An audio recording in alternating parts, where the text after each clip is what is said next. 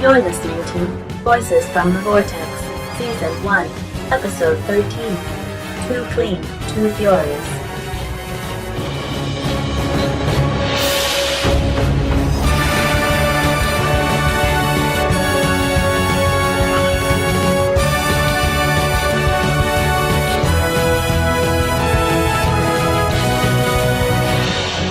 Entering broadcast depth of the Vortex. Prepare for transmission.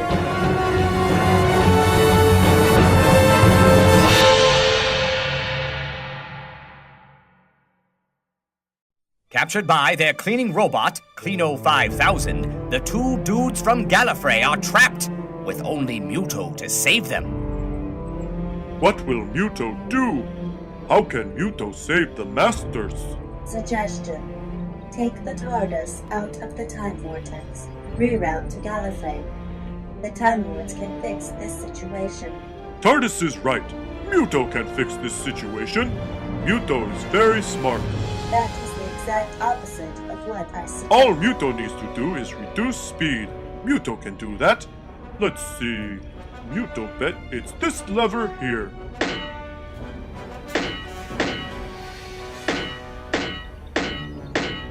Why won't this machine open up?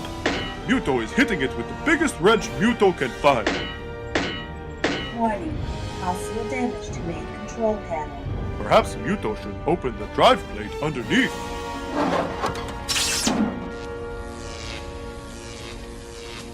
Muto is no longer sure that was the right thing to do. Muto, I have found the two Time Lords. Matt and Taylor are being held hostage by Cleano in the holodeck. TARDIS has a holodeck? That is correct. Odd that this script would have intermingling fandoms.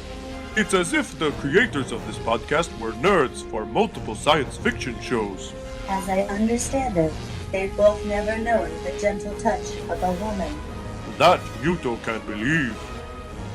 And so, several pithy and unfair comments regarding the two dudes from Gallifrey later. Please, Cleano, release us. There's no reason for you to keep us here. You do not understand. I have determined the source of all dirtiness in the universe. It is you. I admit I can be a bit of a slob, but to say I'm the cause of all the dirtiness in the universe, well, that's just downright rude. I don't think he means you specifically. Really? Because it seemed rather personal, if you ask me. All carbon-based life forms are the reason for decay. Dirt and grime are caused by this decay. Ah, yes. Okay, I get it now. I will end the scourge of dirtiness in this universe, and then I will clean up all the dirt. Psst! Hey, Taylor, see who's at the door? Is it George Romero? Because I just loved his early films. What? No, it's Muto. I mean, it's Muto. I bet he's here to save us. Looks like he's waving at us. It's a sign. He's trying to sign something to us. Like charades.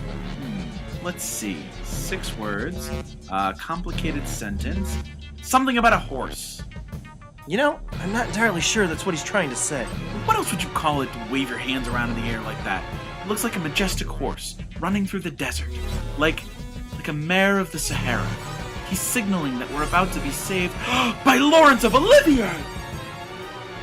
He's waving hello. Or he's waving hello, yeah. That makes sense. It's possible he has no idea how to save us. Okay then, I suppose we'll have to do this ourselves. Regular shenanigans? Regular shenanigans. Let's do this. Hey, Cleano.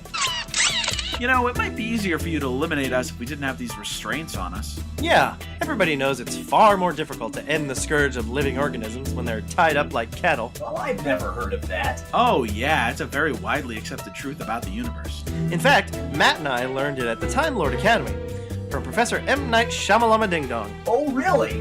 And what did Professor Shyamalama Ding Dong teach? Women's studies. All right, that checks out. You make a valid point. Do we? Yes we do. I seriously cannot believe that argument worked.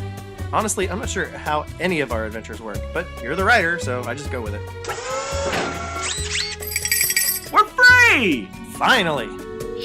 Muto's so happy to have the Masters back. Thanks, Muto. You're such a good friend. Oh, think nothing of it. Muto is happy to help. Glad to hear you say that. Would you mind cleaning up after all this mess? Maybe go vacuum or something? Sure. That seems appropriate for Muto to do. He's really holding his own on the TARDIS, you know. Oh, TARDIS, I'm so glad we're safe. I'm happy to be back in your open, loving bosom.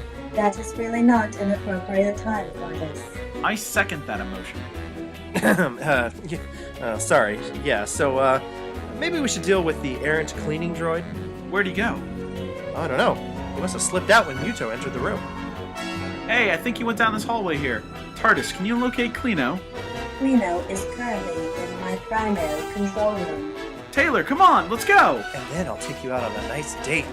Maybe next weekend we can meet some of my friends. And I'll introduce you to my mother. Taylor! Right, sorry. Let's go. Moments later, in the control room,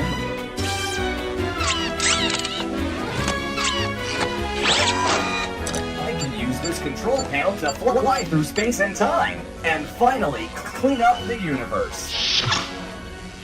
Clino! You've made a real mess of our relationship. Good one, Matt. Thanks, Tay. I thought so. I will make this universe clean. I must clean it all, for I am the Clino 5000, droid of the Clinoverse. Leave the awesome sentences to the pros, Clino. You've got to shut down immediately. Something is wrong with your programming. Never. Matt, maybe we can reason with him. I mean, he does need us, right? I'm not sure he needs anything anymore, Taylor. Warning. Open drive plate. Possible danger to occupants. Please repair immediately. Oh no, Matt, look! That drive plate is open. The circuits are spewing electricity. If we accidentally touch that, we'll be fried. Clino, please, you have to stop this. I must clean up this TARDIS. All must be purged. Matt, he's getting a little too close to those open circuits. Clino, you don't want to...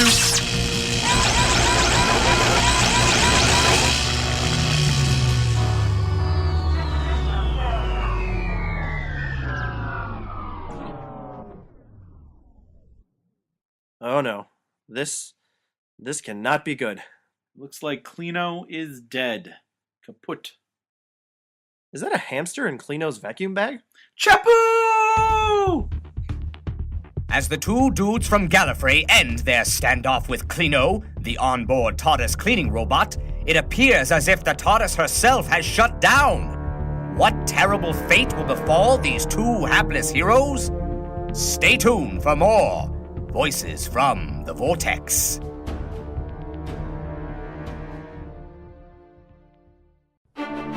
You've been listening to Voices from the Vortex, a narrative podcast from the minds of Matt Whitecamp and Taylor Davidson. Voices from the Vortex is fan fiction, and no copyright infringement is intended. All Doctor Who-related material, characters, and location is copyrighted to the BBC. All music used is copyright to Murray Gold. This episode is entirely fictitious, and any similarities to persons living or dead is purely coincidental. Thank you for listening. Please come back for the next thrilling adventure of Voices from the Vortex.